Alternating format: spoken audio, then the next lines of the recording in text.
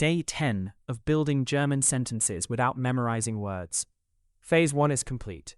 Today we put your brain through a high-speed native track simulation to prove you've mastered the engine. Look at this massive sentence structure challenge. Today, I am giving my friend a coffee. You have a time trigger, a verb, a subject, a passive recipient, and a direct target. Pause the video. Apply the position 2 law, the time machine hijack, and the human traffic law. 3, 2, 1, go. Step 1. Put time first. Heute. Step 2.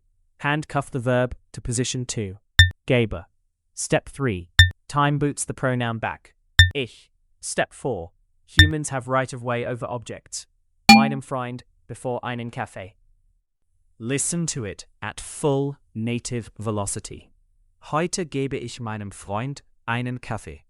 Literally, today give I my friend a coffee. Look at that sentence. Your brain just coordinated 4 layout laws flawlessly under 10 seconds. You just conquered the foundational anchor. Hit follow for day 11, where we enter phase 2 and look at the verbs that literally explode into 2 separate pieces.